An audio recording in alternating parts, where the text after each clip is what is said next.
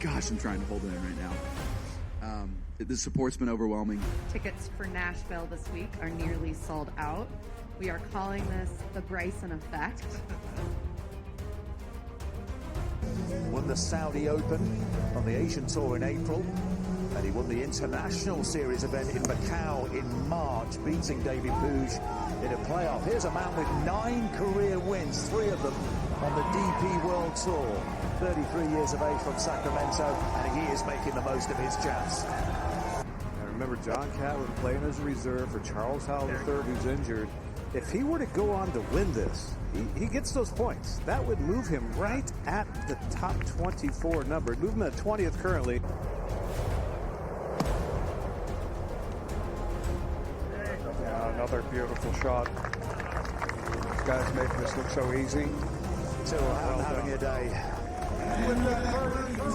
The Englishman 6 under par. He shares the lead with Abraham Answer for the time being at least. Now this is Abraham Answer to stay at 7 under and in all likelihood have the overnight lead. And that is wonderfully done. Abe Answer with a 64.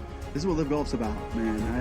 I had a vision of this 2-3 years ago, seeing what the potential could be, and this is just the start.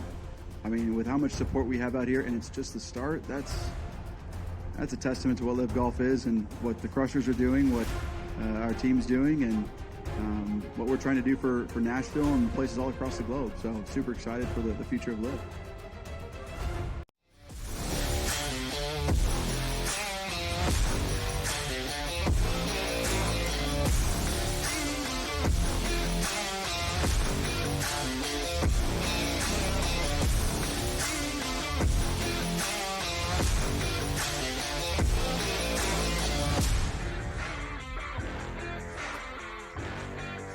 And welcome in-game live prime time here on a Monday, I think. That's it. It is a Monday. All right, good. We're on to Monday. It's just they all seem to be running into one another these days because, well, we've got football on our mind here as we got past week 0 of college football. Plenty of upsets to talk about there. We get ready Thursday night, Friday night, Saturday.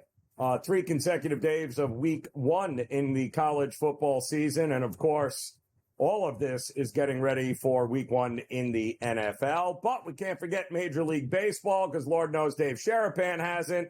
As the race to the end of the regular season, lot still to be determined here from a postseason standpoint. A lot of these games tonight, over the next couple of days, Dave, actually over the next couple of weeks, these final series are going to have a lot to do with who's playing postseason baseball and who is not, my man. So this is the whole reason why you suffer through a 162-game season, isn't it, Dave? Just to be able to get to this time of year to watch meaningful baseball? 130 games. It's a 30-game sprint, 32-game sprint. A lot of teams have exactly that left. I love it. I think bettors get fatigued around the All-Star break, and then they kind of limp into August. You got a short card like tonight, Cubs, Pirates. I mean, that's one that really, I don't know, not many people are probably interested in. But then you have Royals and Guardians, second game of a doubleheader. First game was great. Bobby Witt Jr., another late inning home run to win it. The Royals aren't going away anywhere. You got Yankees and Washington. Really? I mean, try to find a reason to take Washington in that one. I don't know if you can.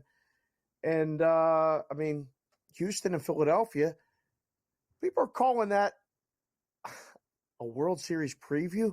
Joe, is that a World Series preview? Didn't we already see that at one? It didn't work out all that well, if I recall, for Philadelphia.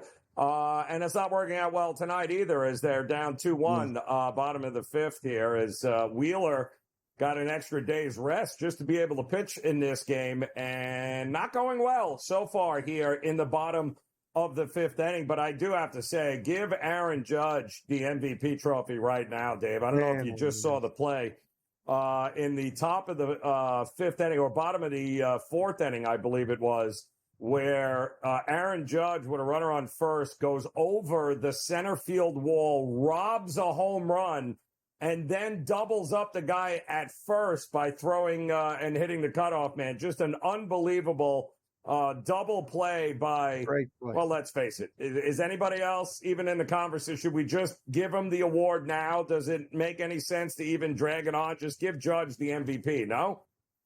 I think it's not even a question. And it's a shame because, what he's doing, he could possibly win the Triple Crown. That can't really happen, though. It could, the way he's hitting for average. He's going to win the home runs. And yes, he's already got the RBIs. Yeah, so Bobby Witt Jr. is having an unbelievable year.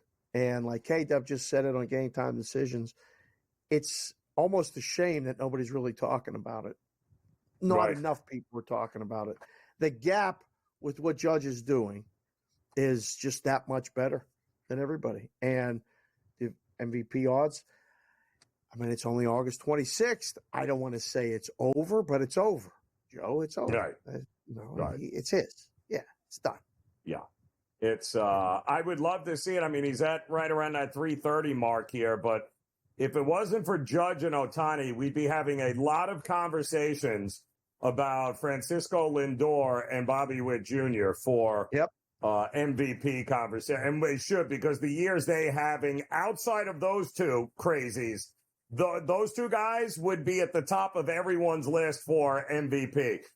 It's just a shame that Lindor is, what else can the guy do? He's literally playing at a level that we knew he was capable of, but it was so bad last year. But he is reminding Met fans in Major League Baseball just how good he is. And Bobby Witt Jr., by the way, in the bottom of the fifth inning right now against the Guardians, looks like Perez hit a solo home run to take a 5-4 lead. Guardians are up. The Guardians already lost the first game, and they're already on their way to losing a second game. And I hate to break it. Somebody needs to tell the Twins, you can't give up 4 runs in the top of the first inning to a team that can't score 4 runs in a month, and the Atlanta Braves, and catch the Guardians, who are literally, Dave, they're handing you the division, Minnesota. They can't put it together, and you can't win these games with your best pitcher on the mound here in Bailey Ober tonight. But they did get one in the bottom of the first, I think.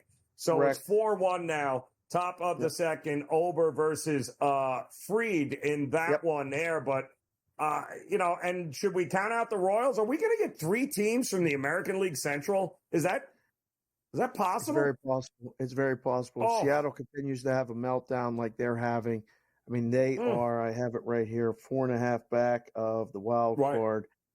It's one of those ones, they're 4.5 back of Houston in the AL West. So I think Seattle's only way in is that. But we could have 3 teams from the AL Central. 2 teams that we will not have in the playoffs from the AL Central are the Tigers and the White Sox. They're playing tonight, and the White Sox are just so bad. Reason number 10 million. I'm up to 10 million. Why? I'm glad I'm not working in a book or a risk room or taking the bets, because this is just autoplay. You just lay the 1.5 against the White Sox and then meet me at the window later and I give you a bunch of money. It's one of those things. I don't know. I'm trying to find a reason to like the White Sox tonight, Joe. Is there a reason to like the White Sox tonight, Joe? Not unless you like things like, herpes. There's really no reason for you to like anything that the White Sox bring to the table, because I kind of feel like they infect you when you do bet them, and then you never recover. Because how many losses do they have now, Dave, at this point? Fastest to 100 losses, I believe, was last night. Yes. That is a 100. Record. Yeah, good. So at 100. This point, why win games? You should just continuing set the record, make it unbeatable, so the entire team could land in Cooperstown in about 20 years, where everyone can go and be like, hey, remember how bad that team was? I was on it, because that's exactly how terrible they are. And why not lay the 1.5 with Detroit at plus money? That's kind of the route I went here tonight, even though they got a rookie pitcher on the mound. But, why not? At this point, they're terrible. 84%. 84. Exactly. That's unbelievable. Yep. That might be Yep. one of the biggest I've seen all season here for the smart projections. Well, we'll have Zeno on in the next segment. Maybe Zeno will find a reason to take the White Sox, because I certainly can't. There's no reason to take the White Sox. No. What about the other game that's coming up, at the bottom of the hour between Miami and Colorado? You get to the point in the baseball season where you're here and you're like, all right, I don't have many games left tonight. Do I even partake in this one? Cabrera and Feltner? I don't know. I don't think there's anything there, but over? That just screams over to me. Want to take the plus, but I don't know. It's 10.5, Joe. Yeah, no. I think you got to take the Rockies. If you're going to take anything, the Rockies are always good at home in game one of a series. You can't trust the Marlins. It's the only place they can win, Rockies, is at home. And don't trust Miami to come in there and take the opening game here. So at that smaller price, minus 115, minus 120, it would be Rockies or pass. And by the way, Padres up 2-0 on the Cardinals at Busch Stadium in that one. So much more Major League Baseball, college football, NFL still to come here in Game Live, primetime on the Grid.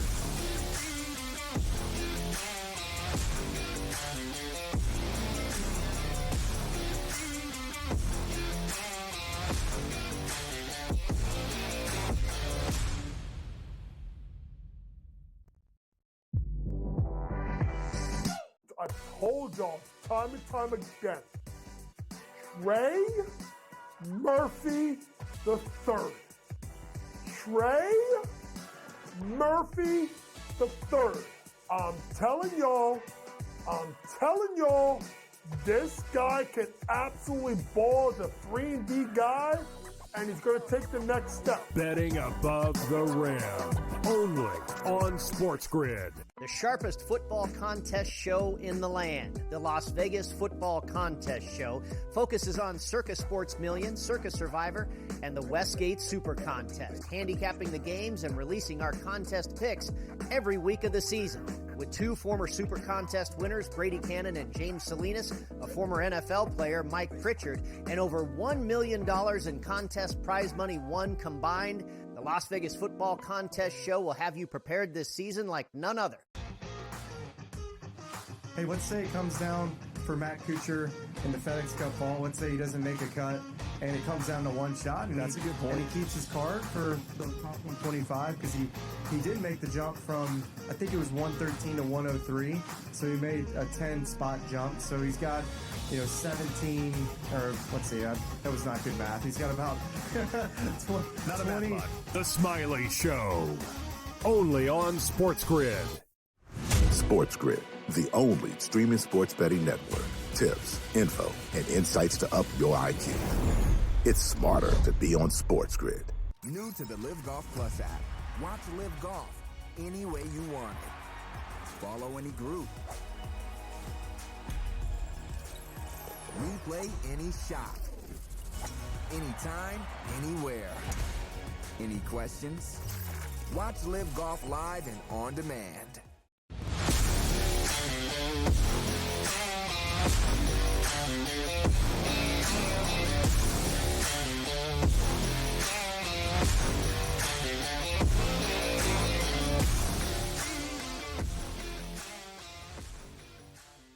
All right, welcome back in-game live, primetime here on the SportsGrid Network. Joe Raineri alongside Davis Sharapan. And we are, I don't know what just happened here, Sharapan, because it's now 9-1 Braves. Yeah. 9-1. It was 4-1 just a minute and a half ago, and apparently they have managed to score 5 runs in the top of the second inning, take a 9-1 lead here. Bailey Obert going through it right now. By the way, Wells with a home run for the Yankees, 3-0 in that one.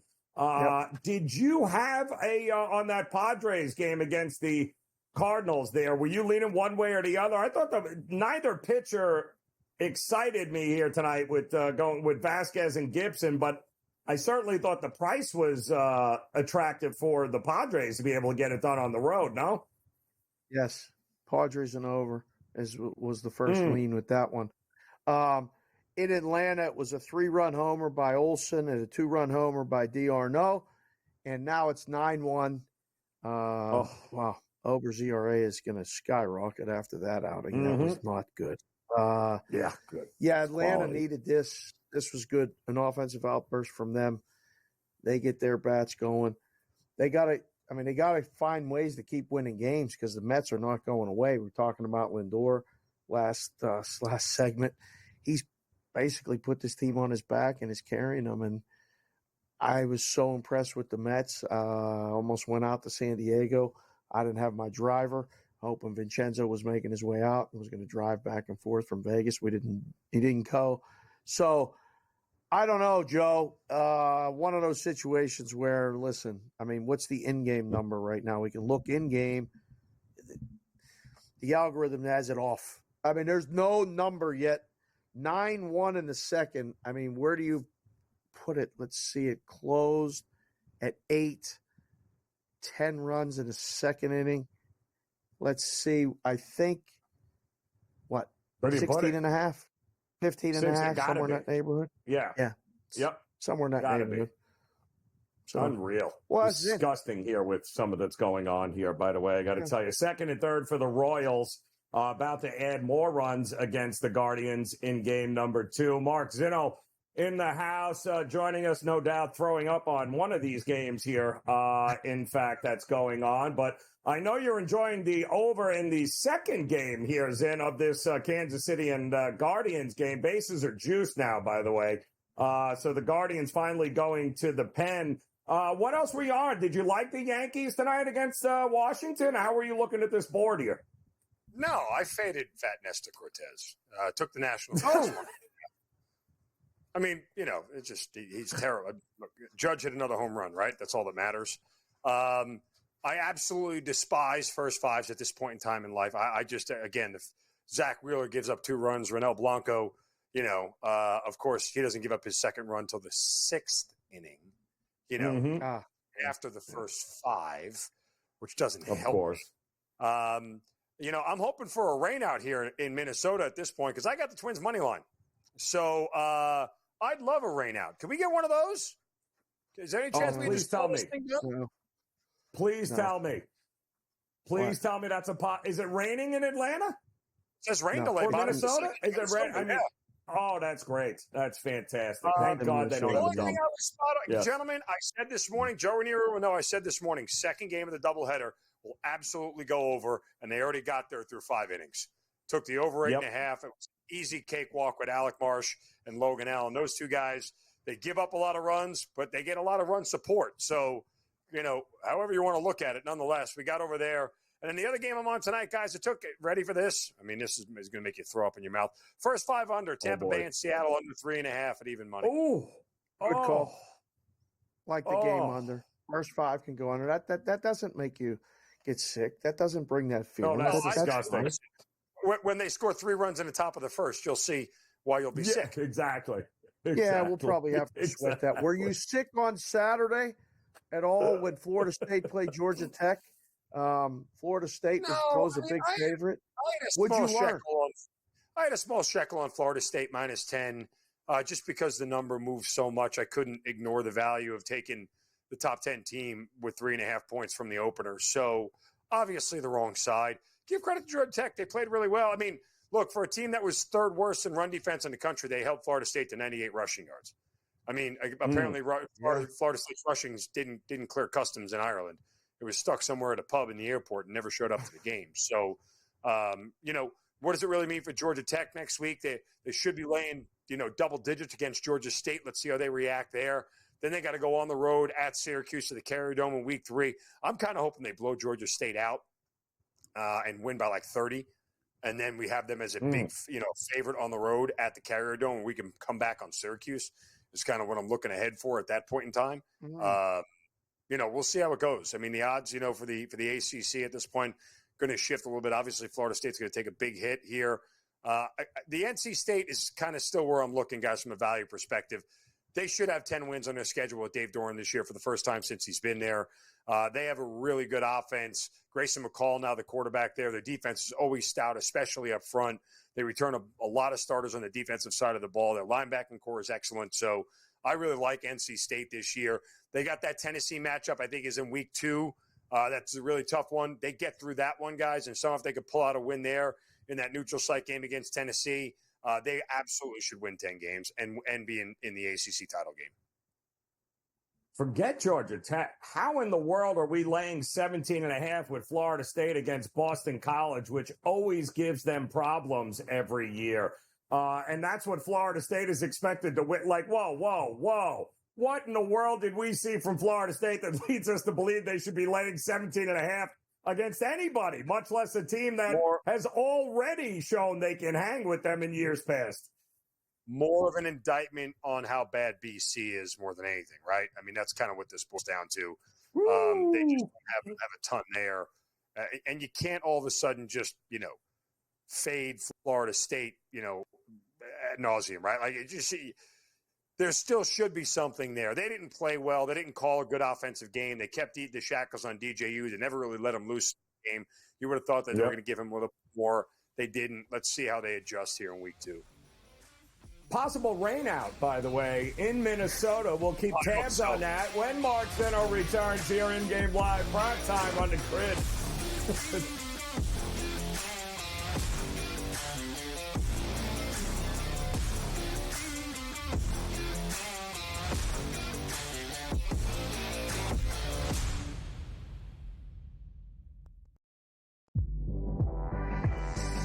I told y'all time and time again. Trey Murphy the third. Trey Murphy the third. I'm telling y'all, this guy can absolutely ball as a 3-and-D guy, and he's going to take the next step. Betting above the rim, only on SportsGrid. The sharpest football contest show in the land, the Las Vegas Football Contest Show, focuses on Circa Sports Million, Circa Survivor, and the Westgate Super Contest, handicapping the games and releasing our contest picks every week of the season. With 2 former Super Contest winners, Brady Cannon and James Salinas, a former NFL player, Mike Pritchard, and over $1 million in contest prize money won combined, the Las Vegas Football Contest Show will have you prepared this season like none other. Hey, let's say it comes down for Matt Kuchar in the FedEx Cup fall. Let's say he doesn't make a cut, and it comes down to one shot. And that's a good point. And he keeps his card for the top 125 because he did make the jump from, I think it was 113 to 103. So he made a 10-spot jump. So he's got, 17, or let's see, that was not good math. He's got about 20. The Smiley Show, only on SportsGrid. SportsGrid, the only streaming sports betting network. Tips, info, and insights to up your IQ. It's smarter to be on SportsGrid. New to the Live Golf Plus app. Watch Live Golf any way you want it. Follow any group. Replay any shot. Anytime, anywhere. Any questions? Watch Live Golf live and on demand.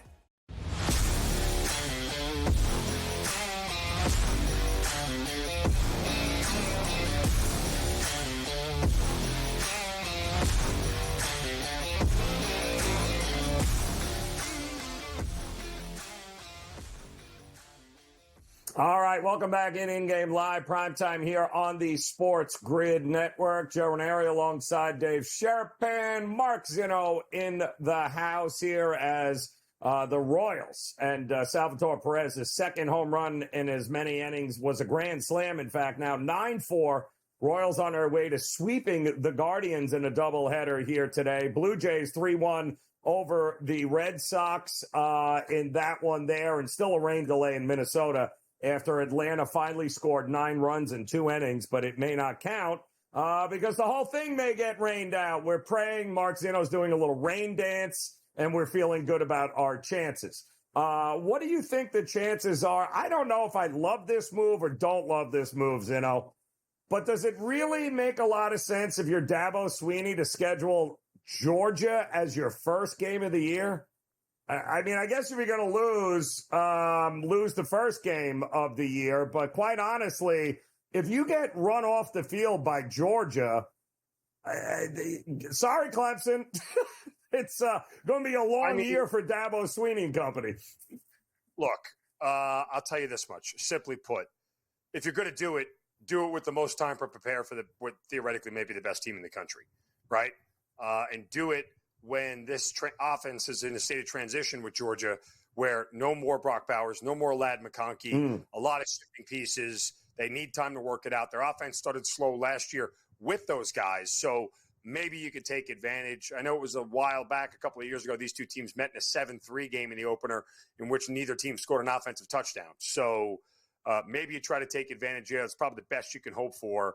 But the point simply being that, with this much time to prepare, Dabo's got a defense that may be able to keep Georgia in check here for a better part of this game. If they can do that. But this is a home game, isn't it, Zin? More or less, isn't this in the Mercedes Stadium?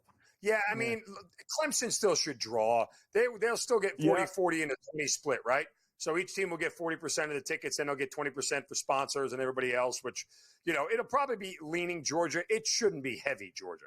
Clemson travels well. It's only 2 hours from Atlanta, 2.5 hours. So I'd be shocked if we don't see a lot of orange in that stadium. Zen, you know what game I'm going to ask you about? Penn State, West Virginia, and it's down to 8.5. There's a lot of people talking about outright upset for the Mountaineers. I've heard that. 51.5's the total. There's a lot of buzz about this game. Zen, you talk about starting out the season on the wrong foot. This can't be, right? Like, this is bad for Penn State if they lose this game. Yeah, it's a bad start for James Franklin. Look, this is a correlation play for me, right? If you think it's Penn State, it's the under. If you think it's West Virginia, it's the over. Because if West Virginia can score and move the ball on Penn State, then Penn State doesn't really have an offense that we've seen yet. I know it's a new iteration of this offense, new quarterback and everything, that, that really plays catch up well, right? Like Penn State doesn't want to trade blow for blow offensively with somebody. They want to grind this pace down, run the ball with Singleton, and let their defense dictate the entire game. So, I would look at it that way from a total perspective. If you're going to play West Virginia, there's a logic to taking them in the first half because guess what? If they ain't close early, they're probably not close late, right? You're not looking for a backdoor cover here. As you're talking about, if you believe West Virginia can win this thing outright, maybe take a first half plus the points. Hopefully they can hang around. But there's a game script out there where Penn State gets punched in the mouth a little bit early, and it's a close game, and then they get it right in the second half. They grind them down. Their defense creates a couple of turnovers, and they end up winning this thing by 10 or 12, 14, whatever it may be. So if you're going to take West Virginia, I'd probably only play them in the first half. Why is absolutely nobody talking about USC and Lincoln Riley? It just seems kind of odd, doesn't it, that all of a sudden now Lincoln Riley can't coach and he's not a good quarterback guy. And sorry, I don't trust LSU here. Do you? I do. I trust Brian Kelly. And I think that LSU is flying a little bit under the radar. I like the numbers that they have to possibly win the SEC. They have a really favorable schedule. They get Alabama at home. That's a tough one. And if they get past USC in week 1, they could be set up for something really good. SC, the problem where no one's talking about them is because the Heisman Trophy winner Caleb Williams is gone. Their defense hasn't gotten any better, and they're now in a tougher conference than what they were before. So it's hard to put a lot of love into what we're seeing from SC here, given those factors. Still, Lincoln Riley's a really good coach. Like, I wouldn't totally count him out. Going to be a very interesting first week here in college football, that's for sure. Mark Zinno, go do that rain dance for us would be fantastic. We need this Minnesota game canceled. InGame Live Prime Time. We'll be back after this here on the Grid.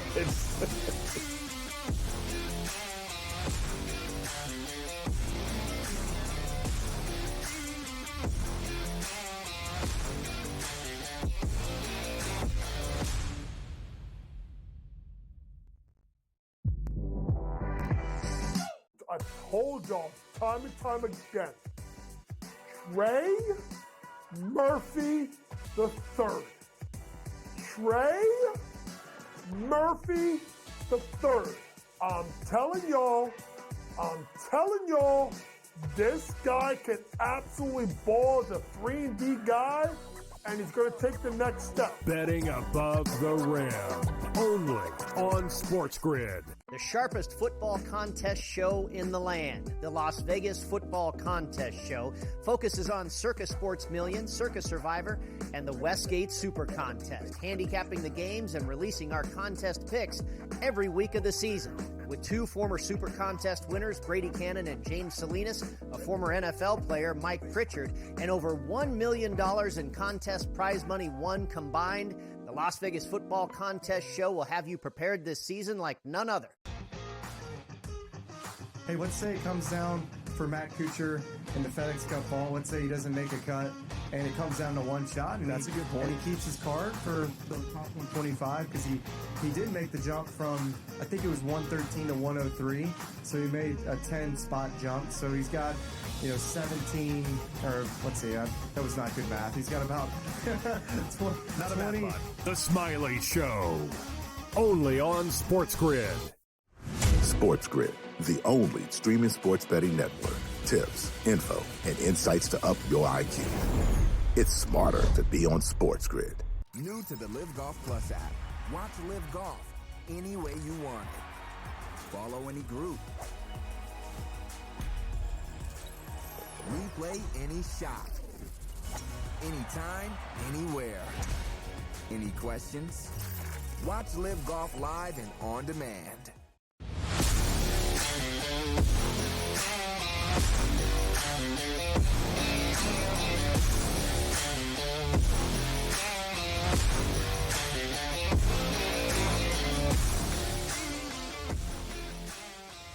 All right, welcome back InGame Live, and we are prime time here on a Monday here now. I believe the final Monday, Dave, of August, which means one thing: college football is here, and the NFL is almost here. Somebody, I believe, told me today I was on with Scotty Farrell at Coast to Coast that we are 8 weeks away from the start of the NBA season. How's that treating you right now? Think about that. 8 weeks, and which is kind of weird because with the Olympics and so much basketball that we've been talking there, it kind of feels like the NBA never went away, right? So it hasn't been that kind of distance. But when you take big picture here, 8 weeks, I mean, here comes September, here comes football, and NBA and college hoops is right around the corner here. But how high are you on Mr. Franklin and your Penn State team this year? Because I know a lot of people think they might be a dark horse in the Big Ten, but you never know with him. That's the problem. What are you going to get? No, I don't know. It's one of those situations where I feel like now that the playoff field has expanded, there's a possibility that they could get in, and they're on the first page of the graphic there, right? So to win the championship, do I think they're going to beat Ohio State? Probably not. Do I think they're going to beat Georgia? Definitely not. I don't know if they're even going to beat Texas or Alabama if they would actually get matched up against them. But the way the schedule sets up, and if they have not a convincing win, they just need to win the game, ideally if they cover the spread Saturday against West Virginia, that will propel them into the discussion that they need to be in. And I don't know, Florida State lost, so it looks like the ACC is only going to get one team in. Maybe that opened the door for a fourth team in the Big Ten to get in. I mean, in Clemson, if they go get their doors blown off by Georgia, like you said, then it's Miami's conference to win. NC State, probably the number gets shorter, and they have to get into the discussion. But I think that opens the door for a second Big 12 team or a fourth Big 10 team. I hope it doesn't mean a fifth SEC team, Joe, because it feels like they're getting four. I don't want to see a fifth one in there. I don't. No.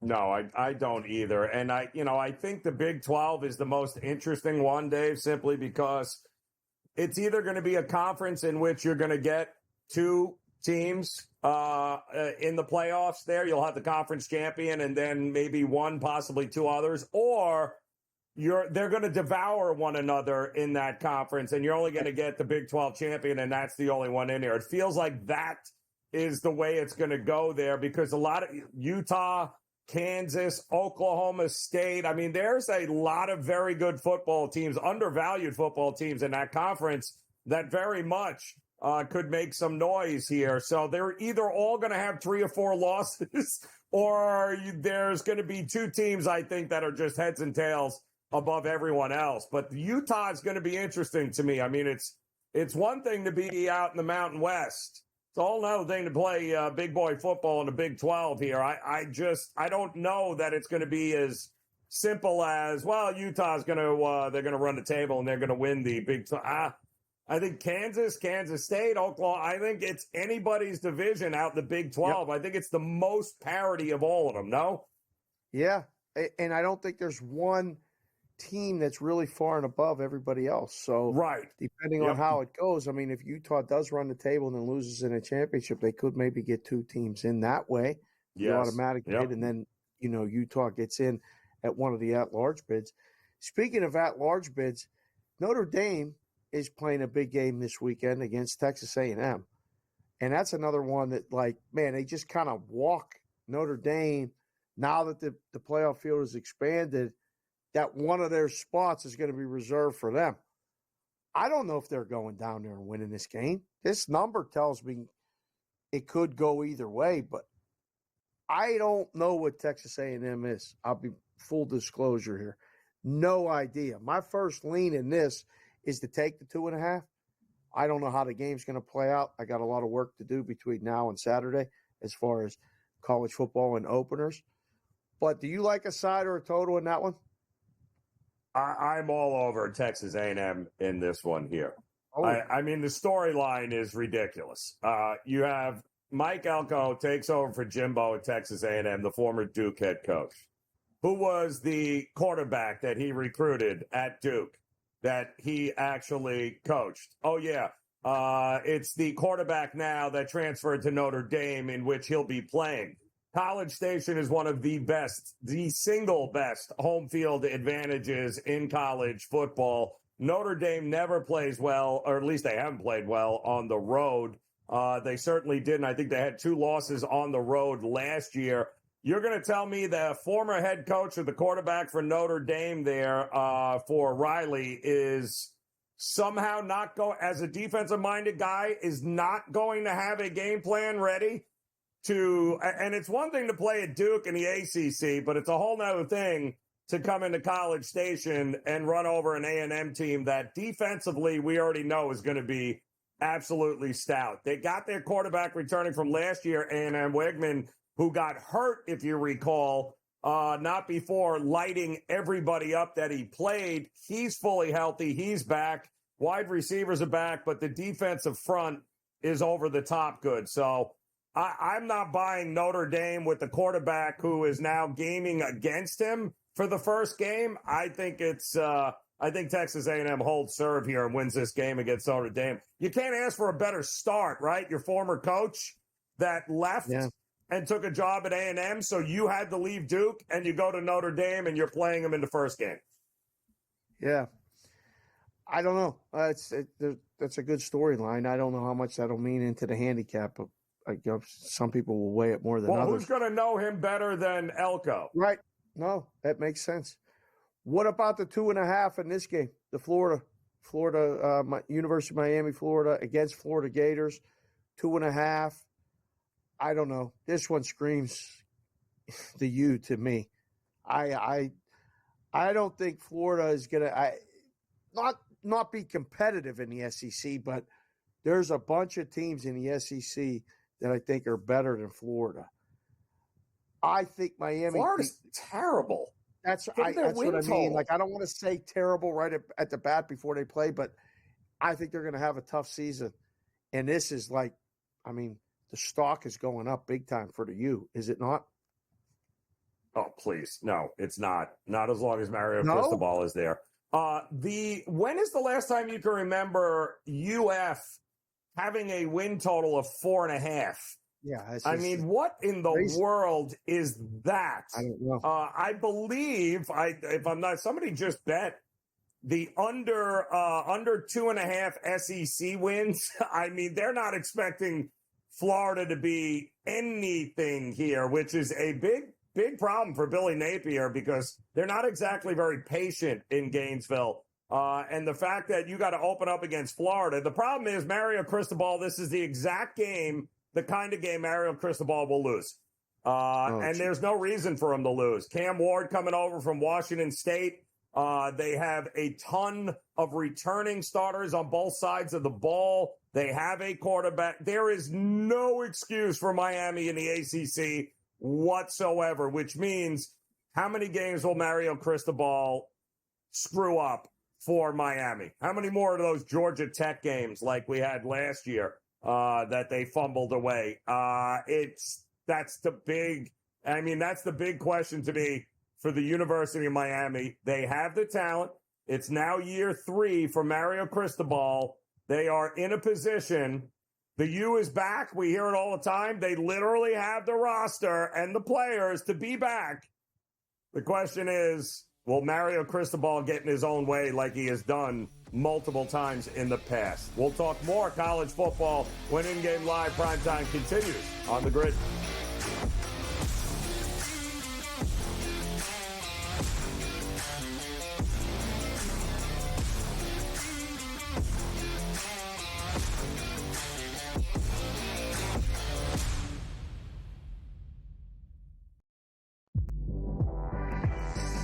I told y'all time and time again.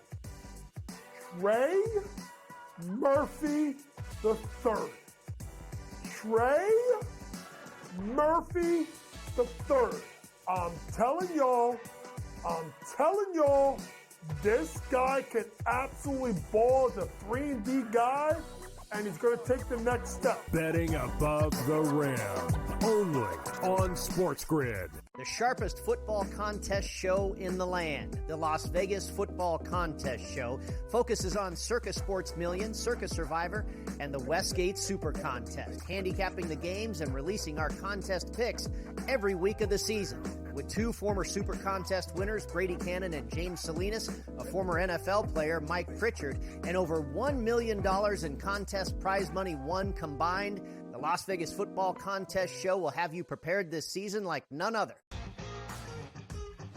Hey, let's say it comes down for Matt Kuchar in the FedEx Cup fall. Let's say he doesn't make a cut, and it comes down to one shot. And that's a good point. And he keeps his card for the top 125 because he did make the jump from, I think it was 113 to 103.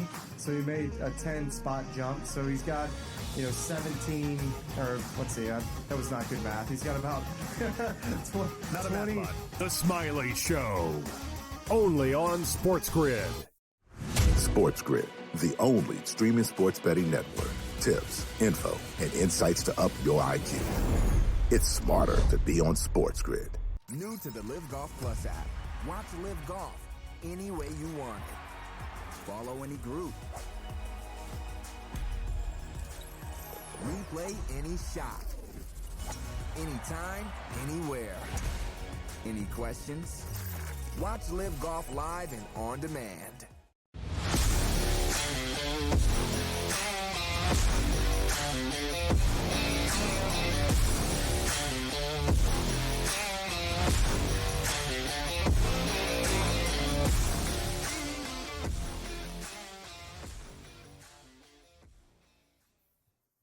All right, welcome back In-Game Live, and we are Primetime. That's exactly what we are here on the SportsGrid Network. Joe Raineri, Dave Sharapan, and we welcome in our good friend George Kurtz here for this segment. And George, quite a night here on the diamond as the Yankees shutting out the Nats 4-0 in that game there. The Cubs have just blown open the game against Pittsburgh. It's 11-2. But it looks like the Guardians are about to lose a doubleheader at home to the Royals.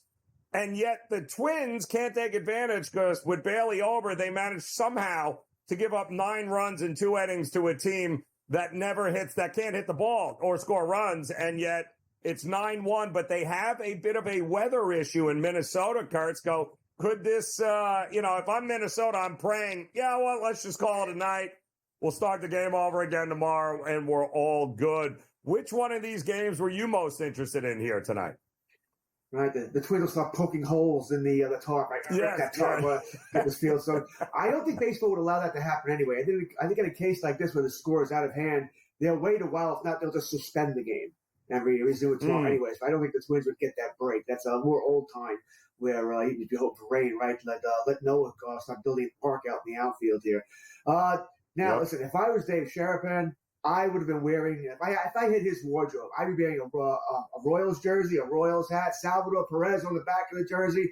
I was on the Royals for game 1, said that last night on InGame Live with Mark Zinno. I was on the Royals, and I was probably leaning towards taking the Guardians in game 2 just to split it up here. But then it was Logan Allen. He sucks. All right, so I went with the Royals there. I said I was going to go the over either way here. Everything's coming in, so I am like a big Royals fan right now. That being said, I was on the Twins also. So we'll just concentrate more on the Royals here.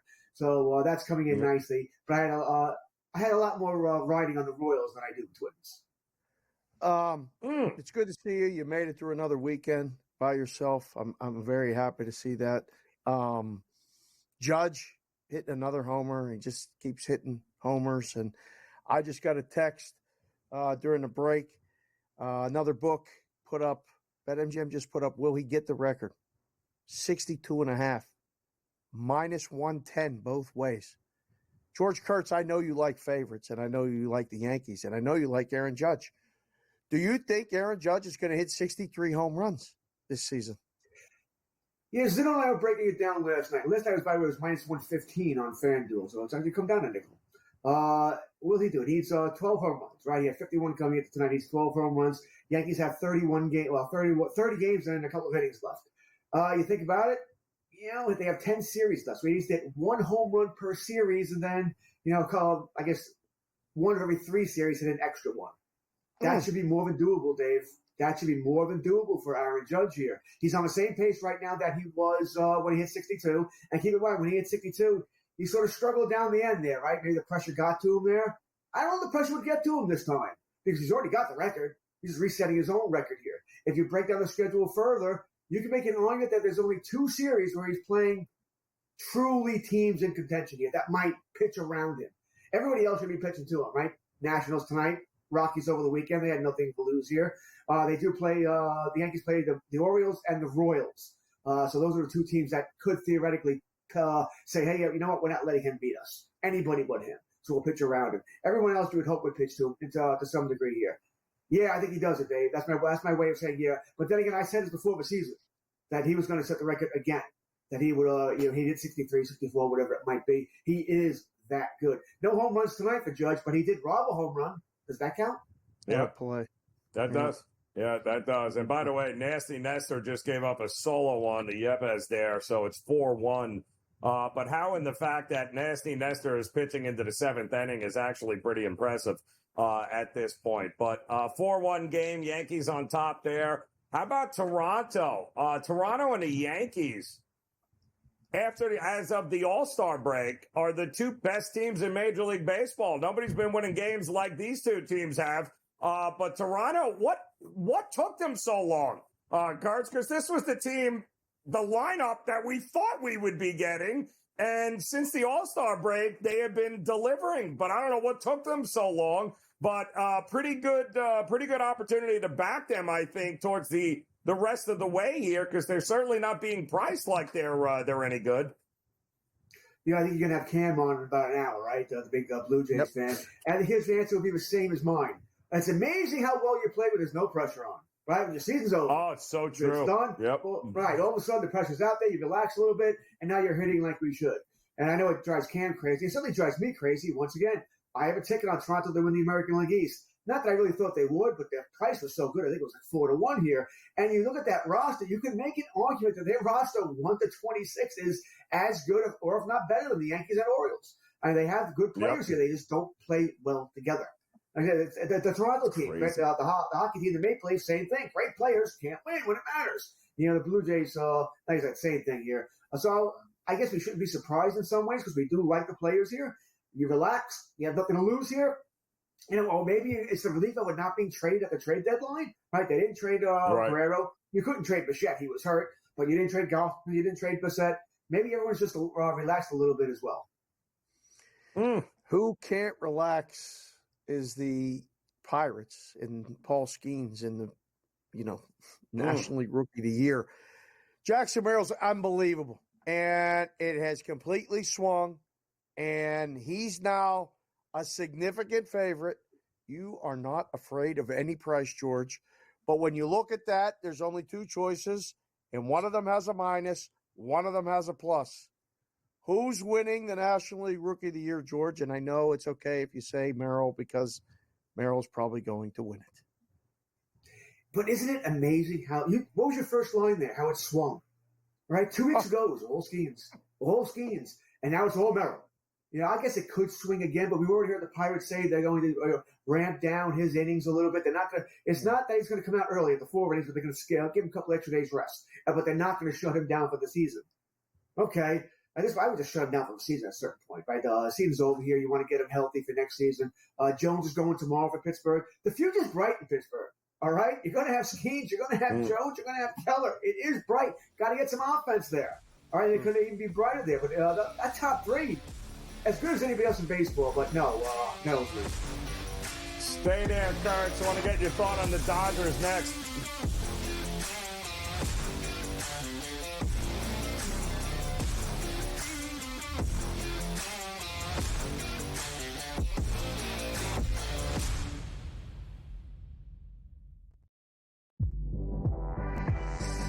I told y'all time and time again, Trey Murphy the third. Trey Murphy the third. I'm telling y'all, this guy can absolutely ball as a 3-and-D guy, and he's going to take the next step. Betting above the rim, only on SportsGrid. The sharpest football contest show in the land, the Las Vegas Football Contest Show, focuses on Circus Sports Million, Circus Survivor, and the Westgate Super Contest, handicapping the games and releasing our contest picks every week of the season. With 2 former Super Contest winners, Brady Cannon and James Salinas, a former NFL player, Mike Pritchard, and over $1 million in contest prize money won combined, the Las Vegas Football Contest Show will have you prepared this season like none other. Hey, let's say it comes down for Matt Kuchar in the FedEx Cup ball. Let's say he doesn't make a cut, and it comes down to one shot. And that's a good point. And he keeps his card for the top 125 because he did make the jump from, I think it was 113 to 103. So he made a 10-spot jump. So he's got, 17, or let's see, that was not good math. He's got about 20. The Smiley Show, only on SportsGrid. SportsGrid, the only streaming sports betting network. Tips, info, and insights to up your IQ. It's smarter to be on SportsGrid. New to the Live Golf Plus app. Watch Live Golf any way you want it. Follow any group. Replay any shot. Anytime, anywhere. Any questions? Watch Live Golf live and on demand.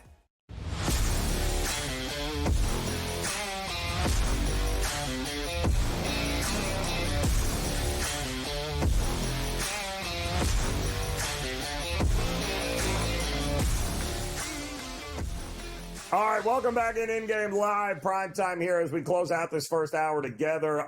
George Kurtz with us. George, let me get your thoughts on this game coming up. Tampa Bay taking on Seattle here after a interesting series against the Dodgers. Now they got to go to Seattle.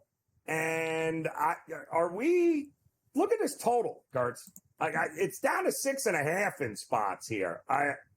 Really? Are we getting no rise? 1-0? Like, what are we getting here with the Mariners and Tampa? You trust either lineup?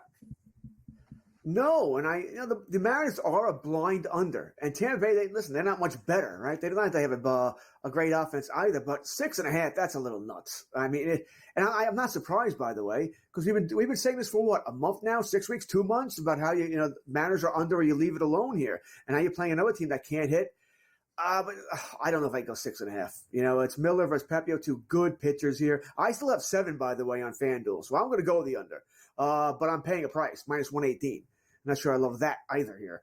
So I'm going to still hit it there because I've been doing it over and over again anyway. Team total? Game on. Which one?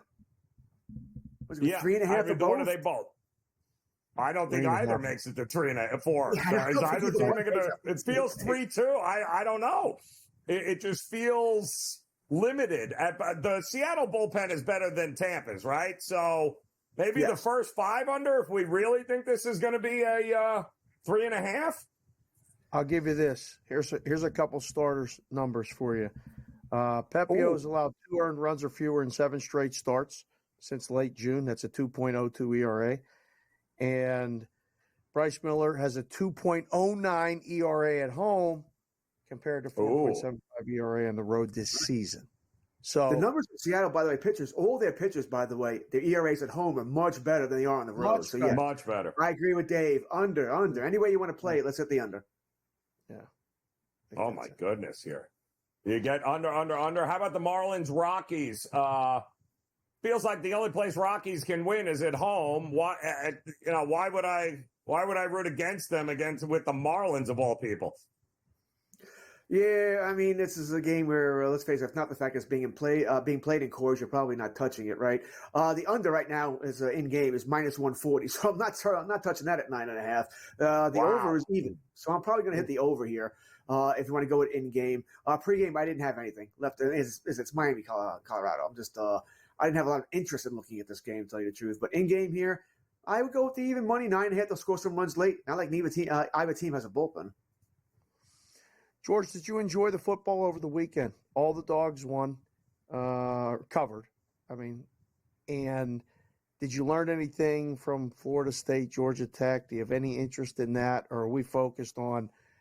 I was going to bring it up, CeeDee Lamb signing with the Cowboys, and everything's back to normal in Dallas for you. Well, it's funny. I'm not a big college football guy, but I did bet the Hawaii game midnight Saturday. Yes. I had a bad Saturday. I was having a bad Saturday, and Brady Cannon's like, take the points. You make up for it. So, Brady, thank you very much. So I did that game. So good for that. You learn from NFL-wise, it's over. That's what I learned. Preseason is now over, thankfully. I don't think it's any shock, by the way, that CeeDee Lamb signed today as soon as the preseason was over. We all knew. We kept saying it over and over again. We knew what he was going to get. Everybody knew what his contract was going to be. All right, and it came out that. Just a matter of how much guaranteed money he would get. That's the only thing that changed here. So CeeDee's back. Now the question for the Cowboys will be, well, what about Dak?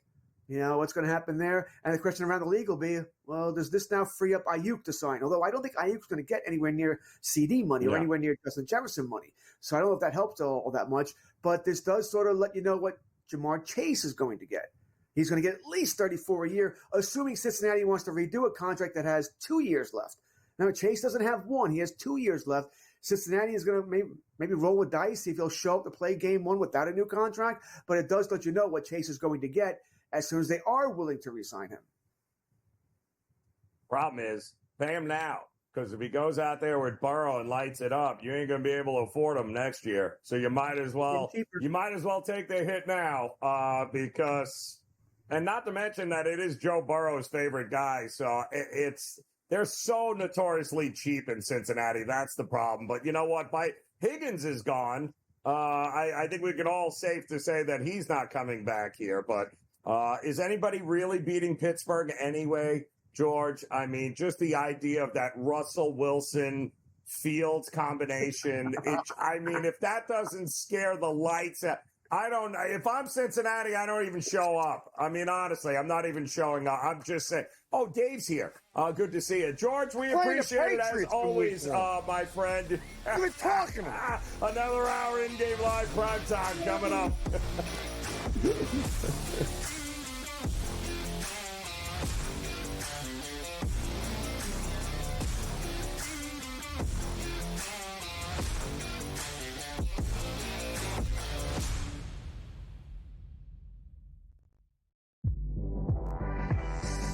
I told y'all time and time again. Trey Murphy the third. Trey Murphy the third. I'm telling y'all, this guy can absolutely ball as a 3-and-D guy, and he's going to take the next step. Betting above the rim, only on SportsGrid. The sharpest football contest show in the land, the Las Vegas Football Contest Show, focuses on Circa Sports Million, Circa Survivor, and the Westgate Super Contest, handicapping the games and releasing our contest picks every week of the season. With two former Super Contest winners, Brady Cannon and James Salinas, a former NFL player, Mike Pritchard, and over $1 million in contest prize money won combined, the Las Vegas Football Contest Show will have you prepared this season like none other. Hey, let's say it comes down for Matt Kuchar in the FedEx Cup fall. Let's say he doesn't make a cut, and it comes down to one shot. And that's a good point. And he keeps his card for the top 125 because he did make the jump from, I think it was 113 to 103. So he made a 10-spot jump. So he's got, 17, or let's see, that was not good math. He's got about Not a math bot. The Smiley Show, only on SportsGrid. SportsGrid, the only streaming sports betting network. Tips, info, and insights to up your IQ. It's smarter to be on SportsGrid. New to the Live Golf Plus app. Watch Live Golf any way you want it. Follow any group. Replay any shot.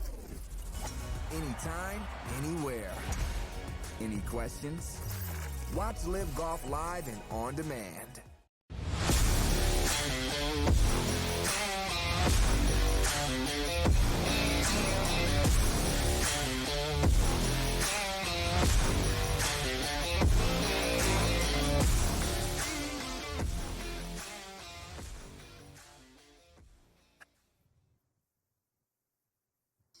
Gotta love a Monday here. Monday Fun Day, InGame Yes, sir. Live, and we are Prime Time here on the SportsGrid Network. Joe Raineri alongside Dave Sharapan, and actually a pretty exciting slate of games here tonight we're keeping an eye on for you. We'll start right at the top here, Dave. We just placed a quick wager in game with the Astros and the Phillies. It was a game we were certainly looking forward to here. You even said it, right? Some people referring to this as a possible look ahead to a World Series. And 2-2 right now is what we've got. We're in the bottom of the eighth. It's been a great game. I don't necessarily trust the Philadelphia bullpen. I like Houston's bullpen, but at 5.5 was the total. You and I said, you know what? This has got extra innings written all over it. Why not jump in on the over in a 2-2 game at 5.5? And we're in the bottom of the eighth, so we just got to get out of this inning for the Phillies.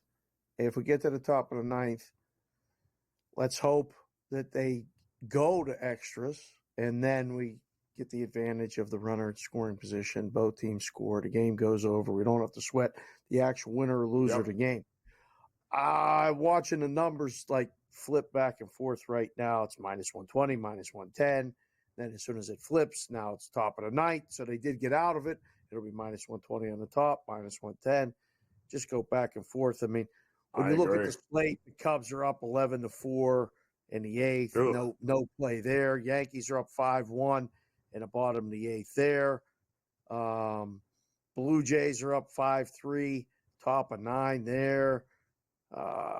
Still no action in the Braves and the Twins, so that's fine. That's good for you. Padres up 4-2, Joe. Time to dive in on what, over 10.5? No. I think so. You know to play. Tigers? Is it time to take the Tigers? Plus 250? It's got to be. They're down 2-0. I've been watching this. I know. They got first and second. Second, nobody, 2 outs. It feels like the Tigers will be back with this bullpen of the Sox. I think that's kind of a no-brainer. I'm with you on that one, too. You can even get plus 1.5 day with the Tigers at plus 115. Wow. You like that? Give me the 1.5 with the Tigers here. We all know the White Sox are going to be throwing batting practice when it's all said and done here. And in that game coming up, though, this Rays and Mariners, the late game, under, right? Is that everybody's feel? But I'm seeing 6 and a 7, 6.5. I feel like I can't trust either team to get over their team totals either. It just feels like a dead under in this game, no? Yeah, books there. Maybe a no run in the first inning? Might be one of those is good. Yeah. The debate on 6.5 and 7 in a baseball game is really hard. And usually you go, okay, I have Pedro Martinez pitching. I have vintage Clayton Kershaw pitching. I have Logan Webb at home pitching against one of those guys, something like that. You don't look at this and go, let me see here, Ryan Pepio and Bryce Miller, and let's try 6.5. I'd be really hard-pressed to move off the 7 if we were in the room. I think we'd let people bet under. If you go to 6.5, you're looking for the over bet, and they're still betting under. Okay, maybe it'll get there. We had a 6.5 game not that long ago. Sale was in San Francisco. Game finished 1-0 in 10 innings. So it can go under. I just can't. I mean, Seattle's gone bad. Bad. It's for sidewise for me, big plus money. You know, if Tampa gets an early lead, scores first, whatever, it completely flips, and you can set yourself up for a good position. But that's why I wore the Tampa stuff tonight. It's Tampa leaning that way sidewise, dead under. I don't want nothing to do with the over here.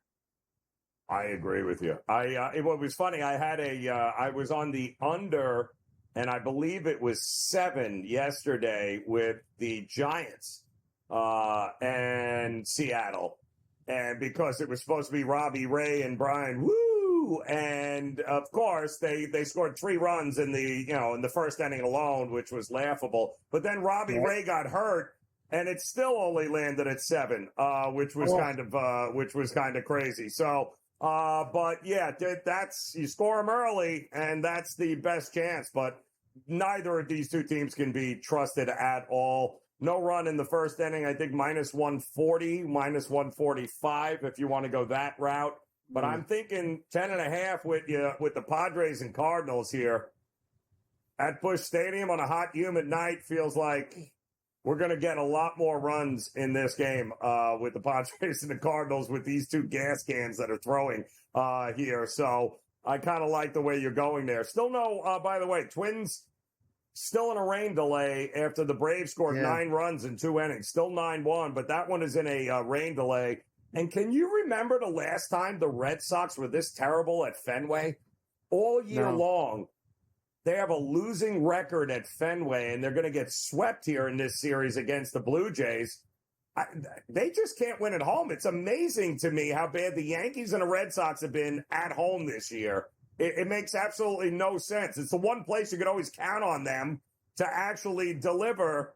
Not this year. People are bleeding and hemorrhaging money backing the Red Sox at Fenway. It's not good. It's crazy. Yeah. When you look at we were talking about Judge earlier and how good of a season he's having. What about Ohtani and the season he's having? I mean, you want to talk about another guy that's going to do something that we may not have ever seen. And I can't believe we saw a guy get walked in a Miami game, not touch first, and then get called out with the pinch runner.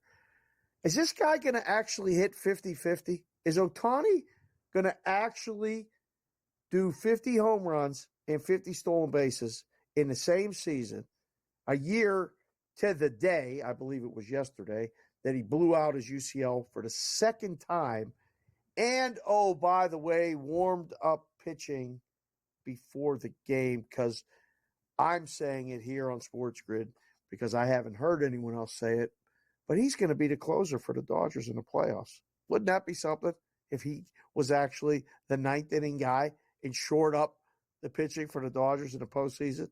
Incredible what he's doing, isn't it? Listen, here's one for you. How incredible would it be if he never steps foot on the mound again and just hits? Right. What kind of career are we talking about if he never pitches again and just concentrates on strictly hitting?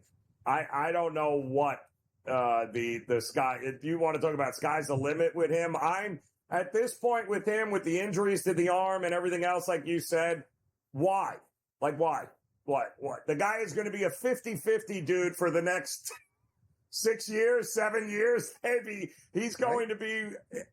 Why? Why would you even risk that, any sort of injury where something happens on the mound and now he's not available to be in a lineup? I don't think it makes any sense. Let him hit, period. Let him hit. Which one doesn't he get, Joe? If he doesn't get does he not get the 50 home runs, or does he not get the 50 stolen bases? Because minus 210 on the no, plus 175 on the yes. So odds makers, books think he's not going to get it. I think he's a shoo-in to get the stolen bases myself. What do you think?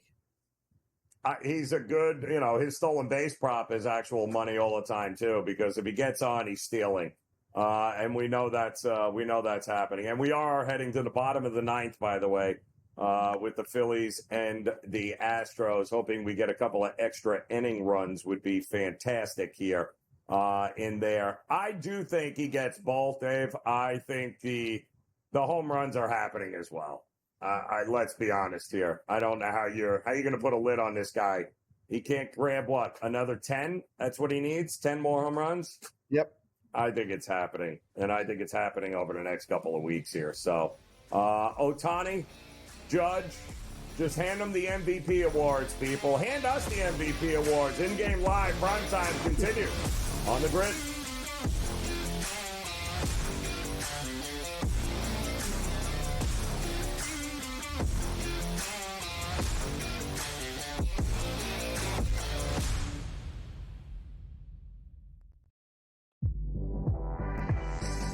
I told y'all time and time again, Trey Murphy the third. Trey Murphy the third. I'm telling y'all, this guy can absolutely ball as a 3-and-D guy, and he's going to take the next step. Betting above the rim, only on SportsGrid. The sharpest football contest show in the land, the Las Vegas Football Contest Show, focuses on Circa Sports Million, Circa Survivor, and the Westgate Super Contest, handicapping the games and releasing our contest picks every week of the season. With two former Super Contest winners, Brady Cannon and James Salinas, a former NFL player, Mike Pritchard, and over $1 million in contest prize money won combined, the Las Vegas Football Contest Show will have you prepared this season like none other. Hey, let's say it comes down for Matt Kuchar in the FedEx Cup fall. Let's say he doesn't make a cut, and it comes down to one shot. And that's a good point. And he keeps his card for the top 125 because he did make the jump from, I think it was 113 to 103. So he made a 10-spot jump. So he's got, 17, or let's see, that was not good math. He's got about 20. The Smiley Show, only on SportsGrid. SportsGrid, the only streaming sports betting network. Tips, info, and insights to up your IQ. It's smarter to be on SportsGrid. New to the Live Golf Plus app. Watch Live Golf any way you want it. Follow any group. Replay any shot. Anytime, anywhere. Any questions? Watch Live Golf live and on demand.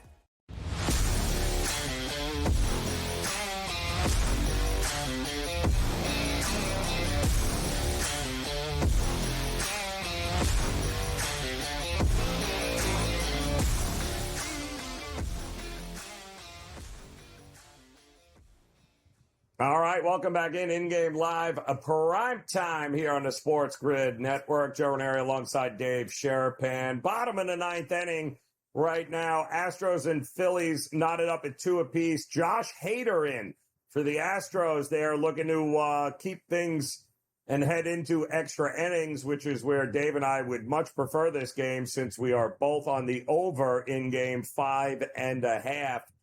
So we're hoping that's good.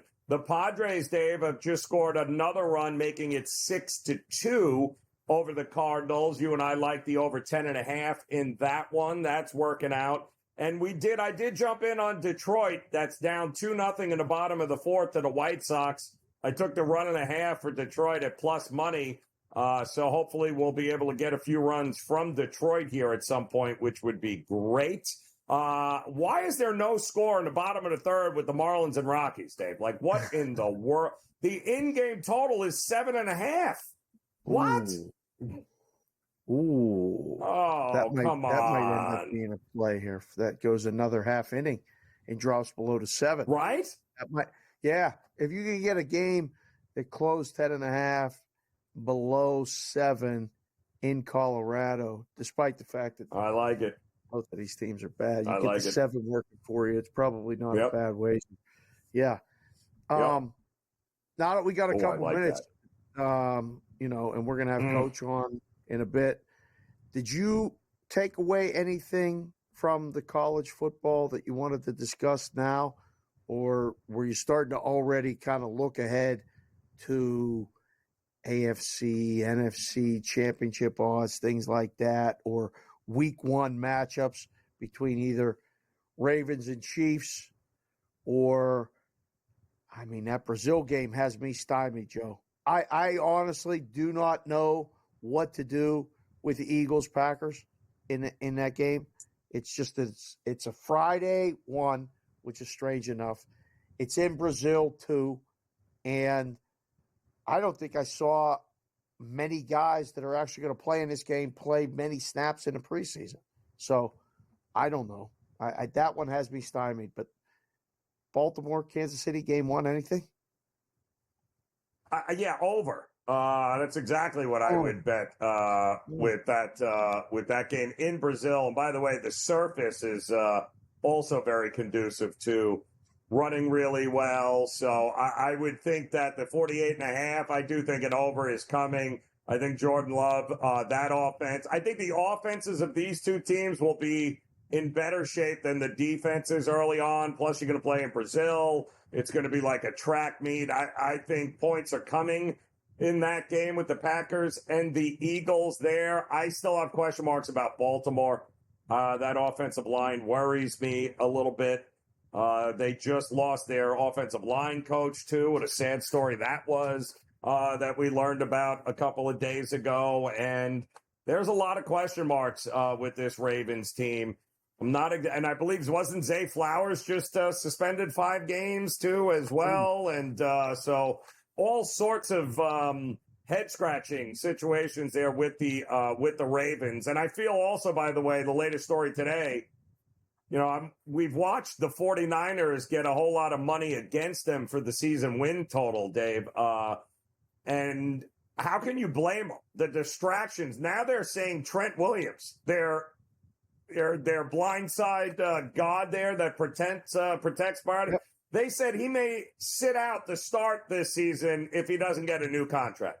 So now you got Ayuk screaming and yelling, "Pay me," in the locker room, right? A big part of that. Now you've got your stud offensive tackle going, "I may sit out if you don't pay me here before the season starts." What are we, 10 days away? That's a lot of distractions going on. Not to mention they got to take on the best team in the AFC right off the bat. They got to take on the Jets. So this is just spells disaster. Best team in the AFC, what? I didn't say that. Did I say? I didn't say anything like that. I'm just saying it's not a great start. For you might have to put your glasses on there, Aaron. But yes, I think the 49ers head scratching, to say the least here. I wouldn't exactly I don't think they're running away with anything anytime soon here. I think a lot of question marks with those teams. Big time. A lot of question marks. Could you imagine if Trent Williams says, "I'm not playing, guys. Give me a new contract," and they lose their all-stud offensive tackle? Like, come on. I mean, that would be surprising, but at the same time, I think I got a lot of questions about the Jets too. Like, I'm not ready to just say, well, if you don't show, what, they're winning the AFC East. Like, Is it done? You Like, just why? said they're the best team in the AFC. I mean, You I'm not going said to that. argue No, with you, you but don't put that on me. no, 1, 2, 3, no. 4, 5. I Five just teams ahead of agreed. them. They got the 6th best odds. Although I'm surprised they're What's that their far odds ahead to of win the Miami. AFC East? Did you see What's that? the What's the AFC East odds? Yeah, they're the favorite, are they not? They are the favorite now. They're officially the favorite. I don't know who bet that. Somebody bet that over the weekend, all over the United States and maybe globally too. They are the consensus favorite, the New York Football Jets, to win Correct. the AFC. I mean, listen, if your guy's healthy, it's fine. That's the thing. Okay? Yep. It's fine. Yep. The defense is for real. Yep. Coach is the same. They're going to be able to run the ball. If they, I don't know. If they go to San Francisco and win that first game. Look at that schedule, though, Dave. I mean, the schedule is, they have, I think, 6 or 7 games where they have rest advantages going into it, short weeks for the other teams. The schedule is very favorable to the Jets, but it's all about whether or not he stays upright. If he stays upright, then, the coach doesn't matter. It's Aaron Rodgers on the coach. So, and a favorable schedule. I think Buffalo is going to take a step back. Miami can't beat anybody in December and January under 50 degrees. So don't trust them at all. So I think it's the Jets. Get ready, Dave. I want to see some Jets gear. All right, mixing in here before it's all said and done. Jets. Say it with me. Jets, Jets, Jets. We'll be back after this.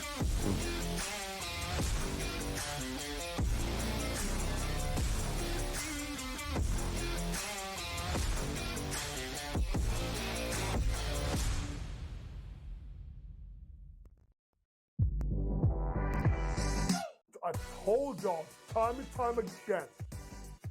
Trey Murphy the third. Trey Murphy the third. I'm telling y'all, this guy can absolutely ball as a 3-and-D guy, and he's going to take the next step. Betting above the rim. Only on SportsGrid. The sharpest football contest show in the land, the Las Vegas Football Contest Show, focuses on Circus Sports Million, Circus Survivor, and the Westgate Super Contest, handicapping the games and releasing our contest picks every week of the season. With 2 former Super Contest winners, Brady Cannon and James Salinas, a former NFL player, Mike Pritchard, and over $1 million in contest prize money won combined, the Las Vegas Football Contest Show will have you prepared this season like none other. Hey, let's say it comes down for Matt Kuchar in the FedEx Cup fall. Let's say he doesn't make a cut, and it comes down to one shot. And that's a good point. And he keeps his card for the top 125 because he did make the jump from, I think it was 113 to 103. So he made a 10-spot jump. So he's got, 17, or let's see, that was not good math. He's got about 20. The Smiley Show. Only on SportsGrid. SportsGrid, the only streaming sports betting network. Tips, info, and insights to up your IQ. It's smarter to be on SportsGrid. New to the Live Golf Plus app. Watch Live Golf any way you want it. Follow any group. Replay any shot. Anytime, anywhere. Any questions? Watch Live Golf live and on demand.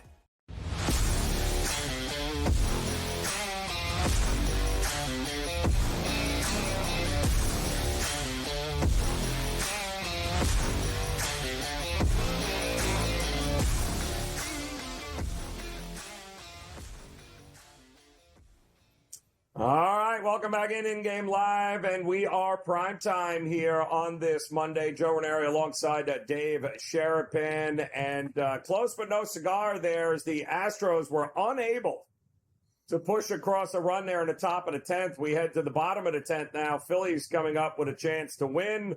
Hopefully it's with a home run, and multiple runs get scored as Dave and I have over 5.5 in a 2-2 game now, heading to the bottom of the 10th inning here. We got the coach coming up, Dave, here, JY, to talk a little WNBA. Liberty, Phoenix Mercury, Mystics, and Storm coming up here at the top of the hour.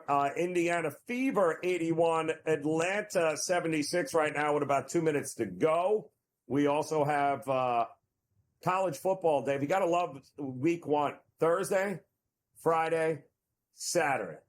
And the games across the board each and every day are amazing. You asked me last segment if I took anything away from week 0 and the Florida State and everything else. I can't help but to think that this transfer portal thing, bringing in 18, 19 new players in the transfer portal and throwing all of these guys, I don't care how good they are on paper, throwing them all onto the field and just thinking it's going to work after 3 weeks of practice is a very dangerous assumption early on in the season here, Dave.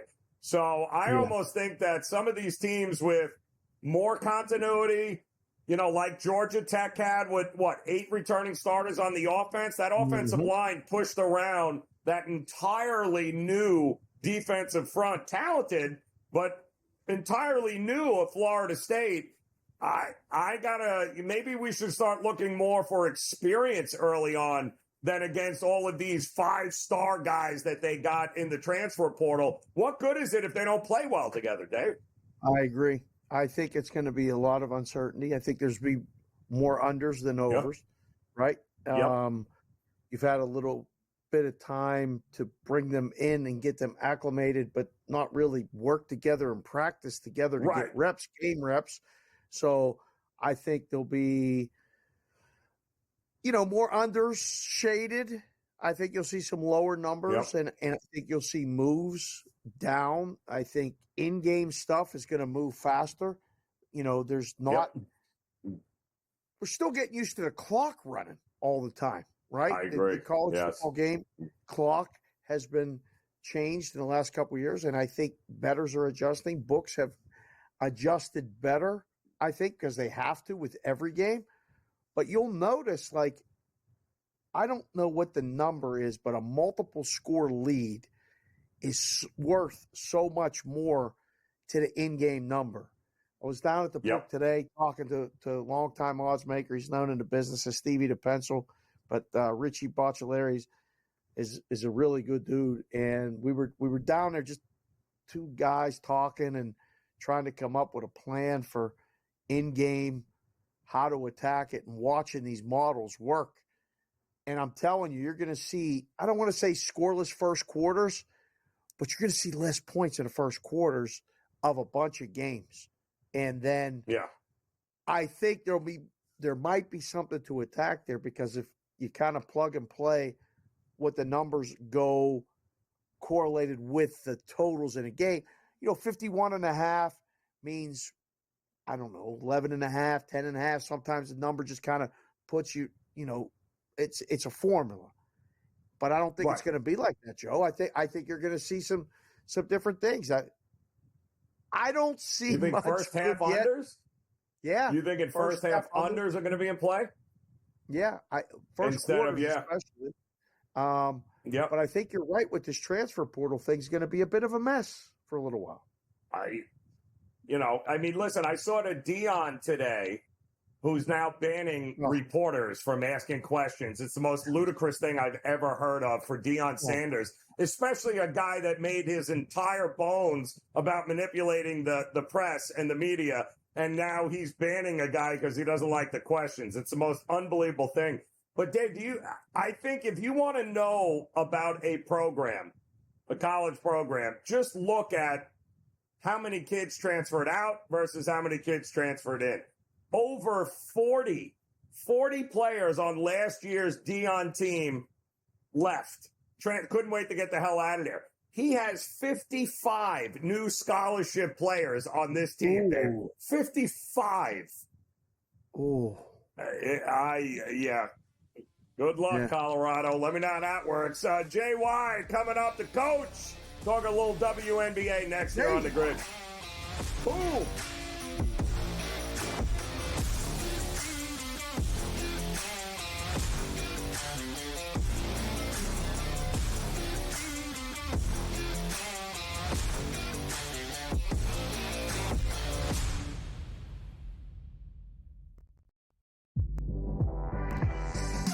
I told y'all time and time again.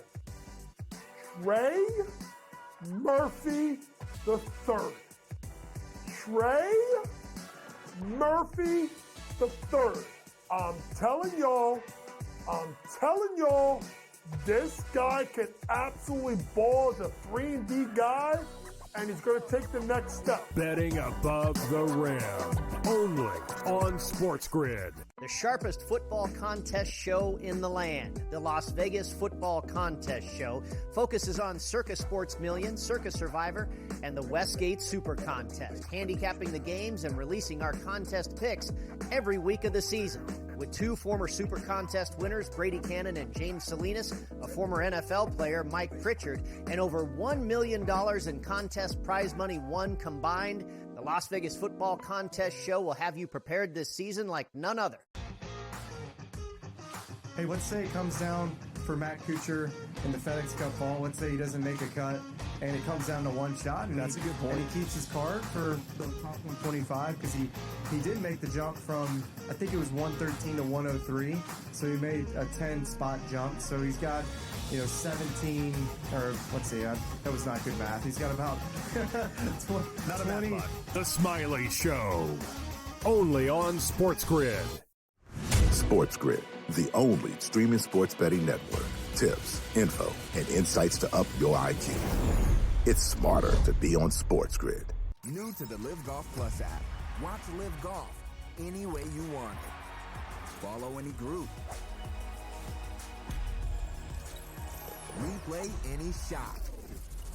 Anytime, anywhere. Any questions? Watch Live Golf live and on demand.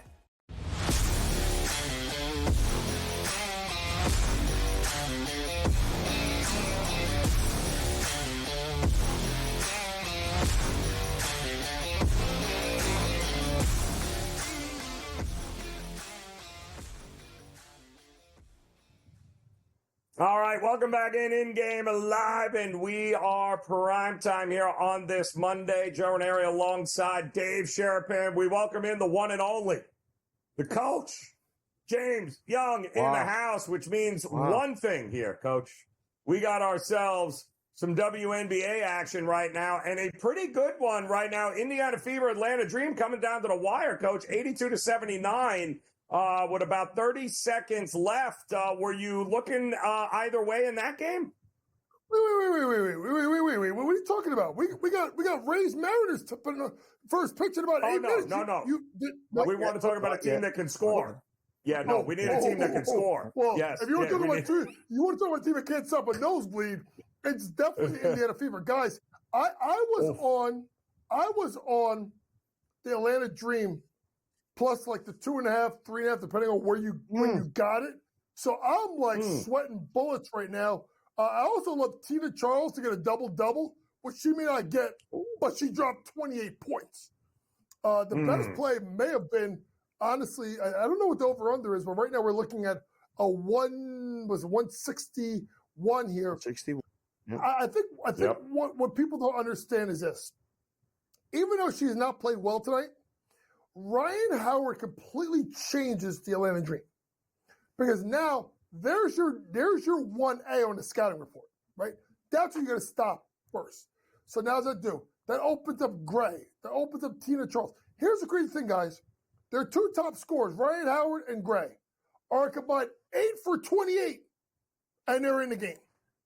I mean, can you imagine that? So this will be big for the Indiana Fever. I talked to Caleb about this earlier today.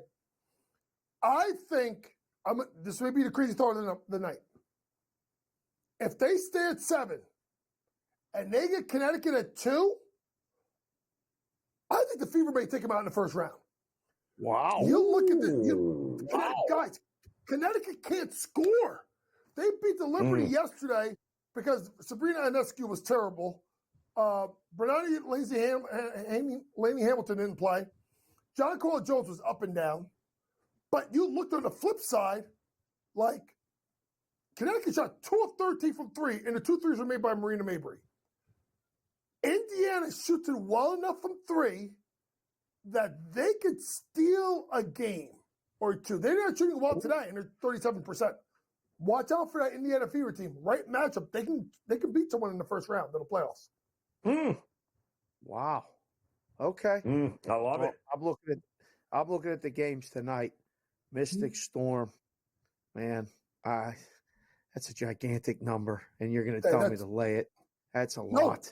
No, I'm not laying it. Take the points. Take the points. Take the points.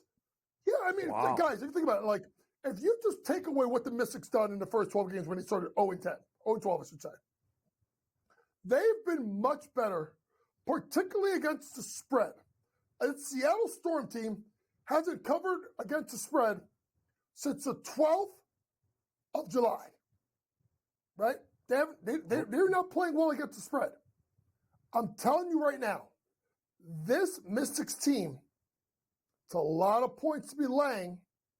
They've covered the last 2 games, right? They missed out a game against Minnesota, which they got blown out. The game before that against Minnesota, they were getting 10. They lost by 11. Game before that, they were in the game with Phoenix the last minute. They pushed with the Vegas Aces. They've won at Indiana. They were close at Minnesota another game. They're playing well. Seattle is not against the spread. And I just can't trust them right now, the Seattle Storm team. It's a lot of points.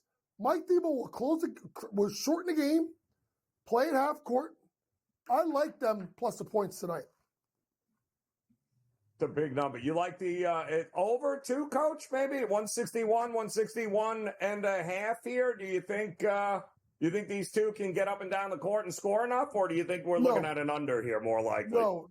Seattle people, just so people understand, when you look at defensive rating in the WNBA, I think the Seattle Storm is 4th in defensive rating. Now the Washington Mystics are 8th, so that's not great. But you go to offensive rating. Ready? Washington Mystics 11th, Seattle 7th. So the fact that maybe Seattle's strong defensively versus a poor offensive team in Washington, Washington's only chance is to slow the game down, guys. They don't want to get this game up and down at pace because, let's be honest, they can't compete with that.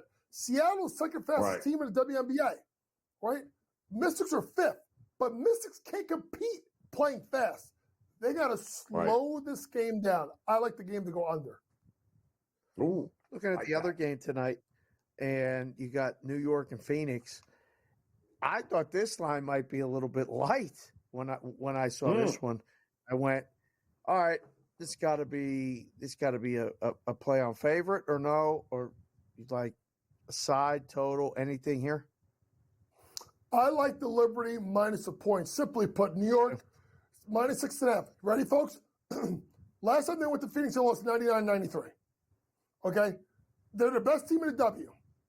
They're coming off a loss. And I know when I talked to K-Dub earlier, K-Dub went with the fact that the Liberty aren't good after they lose. If you look at the last game they played, right, they lost that they had versus Connecticut. Number 1, Connecticut is one of the best defensive teams in the W. Okay? Number 2, they played without Lainey Hamilton. Number 3, go look at the box score. Sabrina Ionescu missed 2 games this week, came back, shot 3 for 13 from the floor. Jonquel Jones was good early, didn't do anything in the second half.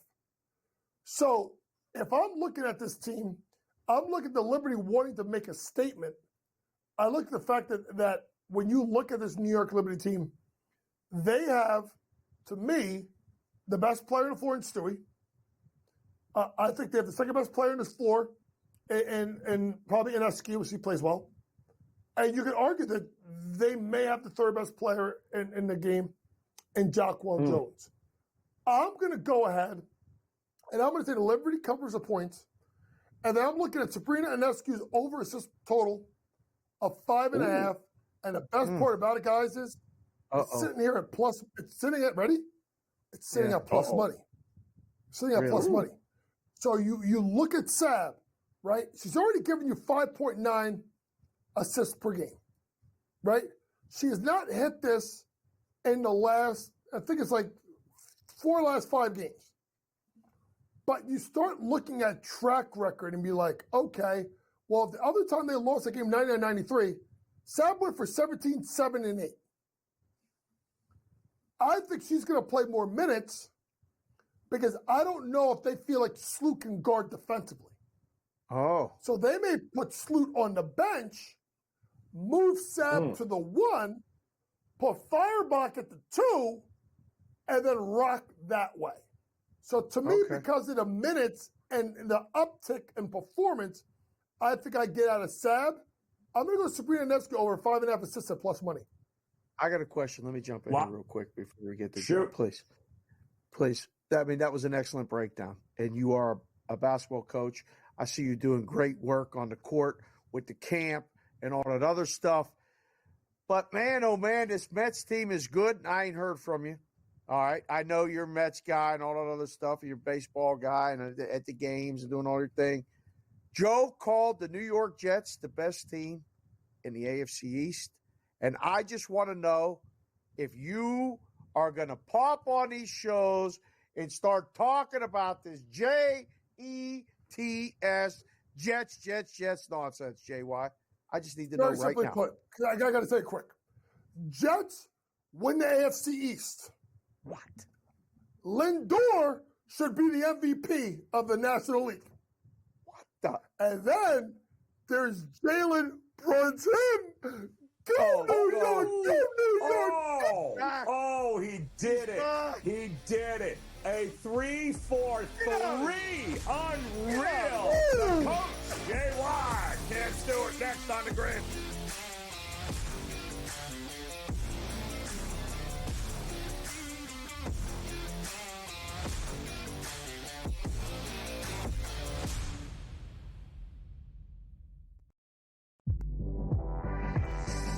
I told y'all time and time again, Trey Murphy the third. Trey Murphy the third. I'm telling y'all, this guy can absolutely ball as a 3-and-D guy, and he's going to take the next step. Betting above the rim, only on SportsGrid. The sharpest football contest show in the land, the Las Vegas Football Contest Show, focuses on Circus Sports Million, Circus Survivor, and the Westgate Super Contest, handicapping the games and releasing our contest picks every week of the season. With 2 former Super Contest winners, Brady Cannon, Salinas, a former NFL player, Mike Pritchard, and over $1 million in contest prize money won combined, the Las Vegas Football Contest Show will have you prepared this season like none other. Hey, let's say it comes down for Matt Kuchar in the FedEx Cup ball. Let's say he doesn't make a cut, and it comes down to one shot. And that's a good point. And he keeps his card for the top 125 because he did make the jump from, I think it was 113 to 103. So he made a 10-spot jump. So he's got, 17, or let's see, that was not good math. He's got about 20. The Smiley Show, only on SportsGrid. SportsGrid, the only streaming sports betting network. Tips, info, and insights to up your IQ. It's smarter to be on SportsGrid. New to the Live Golf Plus app. Watch Live Golf any way you want it. Follow any group. Replay any shot. Anytime, anywhere. Any questions? Watch Live Golf live and on demand.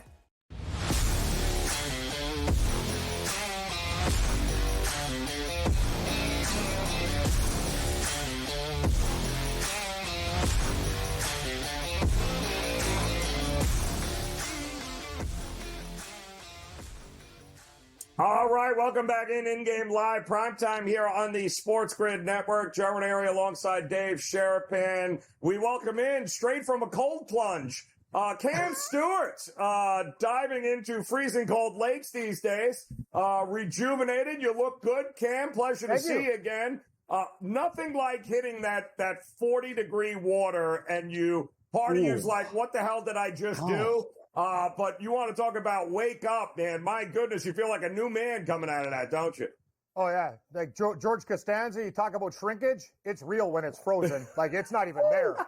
Scared turtle.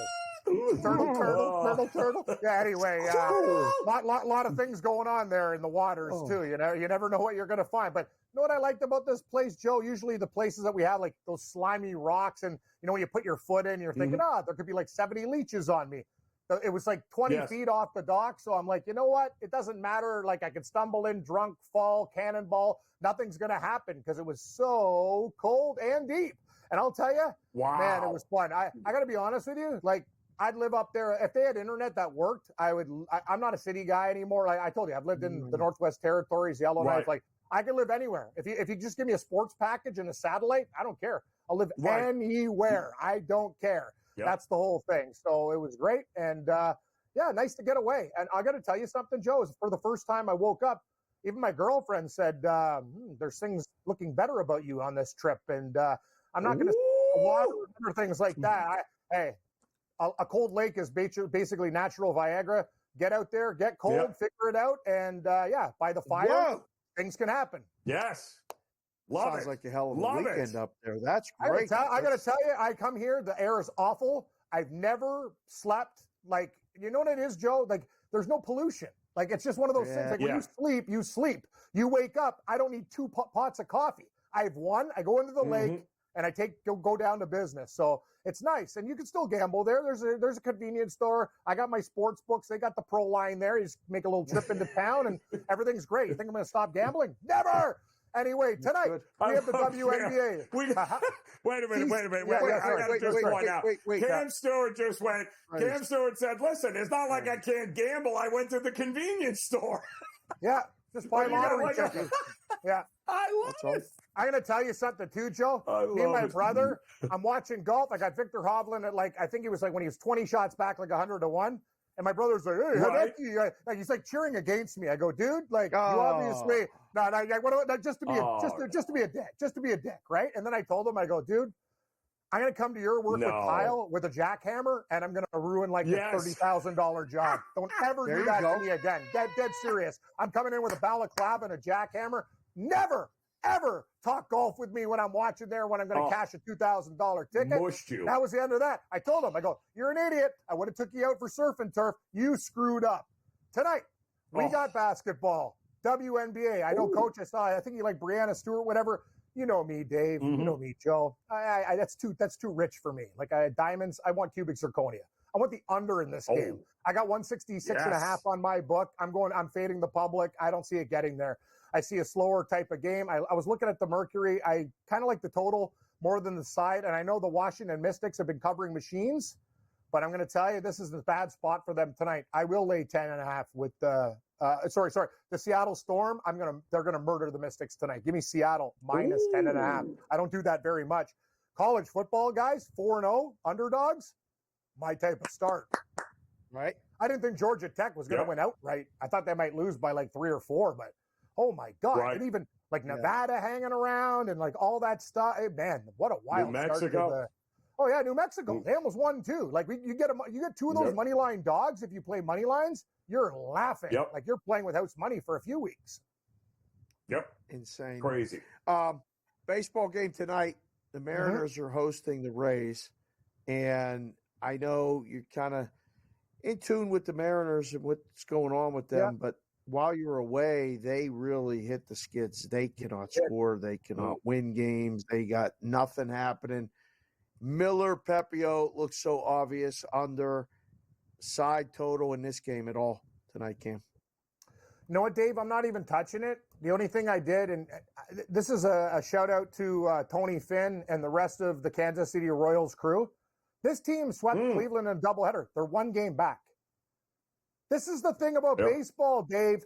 They lost 106 games last year. They're look at the difference. Is this not insanity? What's happening here? Let's put some love on the Royals with cheese right now. What's going on here? These guys are making a deep, deep, deep battle run. I'm proud of them. They're my second favorite team. And God, I hope they make the playoffs. I really want the Royals in. And they're just one of those teams. Probably won't go that deep, but I'll be cheering for them. Other stuff going on. We'll have golf picks later on in the week. Tennis tomorrow morning. I saw a line that I liked early. Kind of a weird line, and I'm gonna go the other way. David Goffin is a dog plus 110 in his match, so look for Goffin. And I just look at the line and go, it's an absolute, it's the trap of the year. I'm going to go with Goffin at plus 110. I think that match goes off at 11 o'clock at the U.S. Open. And Joe, I got to say this. I've never been happy. Like, I'd Ludwig Aberg again. So another like second. Mm-hmm. And you know me in golf, right? It's just, I'm there, but I'm not there. I love women's golf. And I'm going to tell you, like, I can't get enough. Lydia Ko was like the third or fourth favorite in that spot. When she hit that birdie, I'm like, she won the gold in the Olympics. Yeah. And now we're getting her at like plus 650 because I know Vu was the defending champion. Everybody loves Nelly Korda because she's red, white, and blue. And Lydia Ko is just sitting there as a Hall of Famer getting it done. Kudos to her. Olympic gold, wins the Women's Open Championship. You like that spot? That's called legacy. That's legacy, Raineri. You win a gold and you win the Open Championship after? It's money. Lydia Ko's the best. I love that chick. All she does is I'll tell you this, Cam. Lillian Vu is probably not sleeping well, taking 4 shots to get in from about 50 yards out was absolutely brutal on the 18th hole there. Could have forced a playoff, and she threw up all over herself. But Lydia Ko, without a doubt, maybe the best month that you could ever have here. So looking forward to seeing what you got coming up golf this week. Can anybody catch those 2 lunatics at the top? You got to find out because Cam Stewart's going to have winners for you, Cam. Hope so. Enjoy the night, brother. Always a pleasure to see you, my man. We'll close it out next At least year the top on the 3 grid. and a 5 for you. Maybe not a winner. Go one.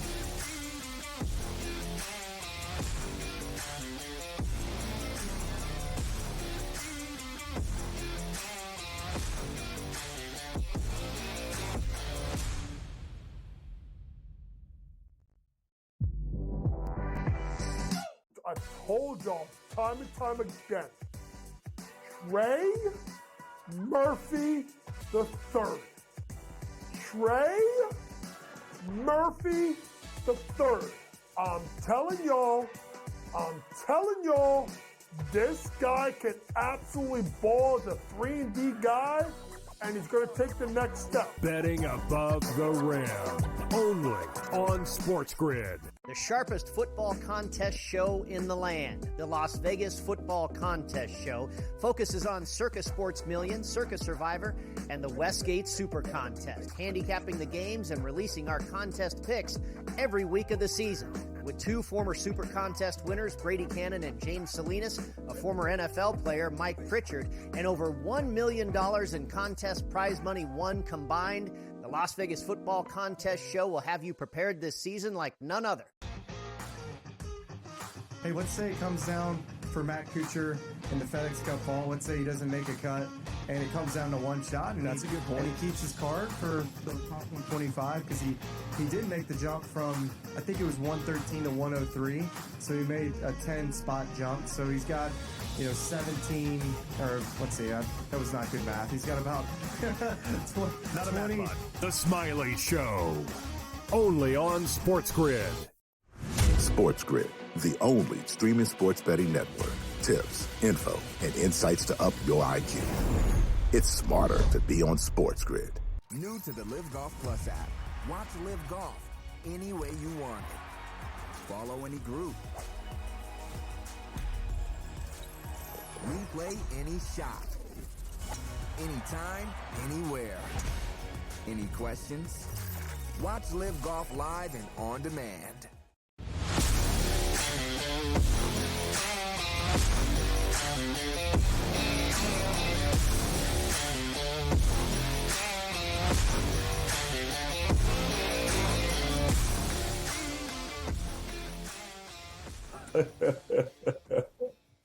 Welcome back in-game live prime time here on the SportsGrid Network. Joe Raineri alongside Dave Sharapan as we look to close out this edition together here, Dave. Tampa Bay and Seattle off and running. Last game of the night on the diamond. 0-0 here, bottom of the first inning. Everything else is a blowout. I didn't realize that the Steelers were playing tonight. 18-8 right now. Steelers are losing to the Cubs. It is not pretty at PNC Park. The Braves It looks like they restarted that game in Minnesota, 9-1 with the Braves and Twins. Padres 7-2. The Tigers just tied it up, Dave, 2-2. How do you like them apples? How about that? And the Marlins just scored 2 runs finally in the top of the 5th. They're up 2-0 on the Rockies. Dare we look at the Rockies to come back in this one? Dare we? Nope. I don't want any parts of that. No score. Bottom first out. The Mariners are out. So no run in the first inning of the Mariners and Rays. We said that earlier. That was good. We're under 7 there. We are under 16.5 in the Braves and the Twins on the restart. I love coming back in on that in-game under after the rain game, right? Now we might get to the bullpens. Everybody's back. I don't even know. I didn't even look who was starting. I just hit under 16.5. Good call. Marlins only. I don't want nothing to do with the Rockies. Yeah, the Tigers probably a good play. Did they tie it? You're right. They did 2-2 fresh. Yeah. Wow. What is that then? Boom. We are now I love that. minus 140 in game. Yep. Not even a bad play Top right of the now. 7th. Tigers. Yeah. Nope. So top of the 7th. Top of the 7th. Thursday night we'll have college football. Are you looking at either of those games for Thursday night? I mean, there's a slew of games underneath those two games. A slew of games. Yes. I tread cautiously at the beginning. I'm waiting until Saturday, maybe. Right? Like the Thursday games, I'm like, not sure. You? I am no. I don't. No, tread it cautiously. We go all in. We're pushing in. I'll be on North Carolina against Minnesota and PJ Fleck. I will take North Carolina to handle business against Minnesota as a small favorite. And I do think that Coastal Carolina and Jacksonville State, I do think an under is good there. No more McCall. No, a totally different Coastal Carolina team. And Jacksonville State can't throw the ball, but they can certainly run it and play some defense. So 55.5 was that total. I'm going to be looking at the under. And are we really laying 32.5 with North Carolina State? Seems excessive against Western Carolina. I don't know that we want to lay those big numbers right off the bat, Dave. Do you? I don't. I don't think so. No, I don't think so. No, don't think so. But I do like North Carolina. That'll be the game that starts at 8 o'clock, I believe. So that'll be the game that we're covering on Thursday together. You're not diving in on anything, huh? No Lafayette, Jackson State, Louisiana Monroe, no Fordham. Scroll down the list, Fordham Rams, Alcorn State, UAB, North Dakota State, Colorado. Trent Dilfer's UAB. Don't sleep on Trent. Right? Mm-hmm. There's something there. Yep. I mean, JY said it. Dion, Colorado, 9.5. 59 is the total. I'm looking at the odd screen. What? That's plus the points. I don't get it. No, I don't get it. 50 new scholarship players. Come on. 50. How do you do that? 40 plus guys left. He brought in 55 new scholarship players. How? I mean, and I love Shador, but let's be realistic. There's, we watched. There's only so much he can do. Last year, all new guys. Colorado. If they don't start winning in Colorado like consistently, then his act is going to get old real quick, Dave. Real quick. Yeah. No, I'm just saying they're not going to be as tolerant of his shtick. So, yeah, you're going to have to win. But I think he's gone. He'll have, Joe. Yeah, I don't know how many more stops he'll have. Wherever his son gets drafted, I think. That's it. He's only there because I think Shador's there. Then after that, he's Really? Yeah, he'll go back to the pros. Absolutely. Yep. And he'll leave just a wake of destruction. Cam Stewart, Gabe Morency coming up next. Enjoy. We'll see you again Thursday in Game Live Prime Time on the Grid.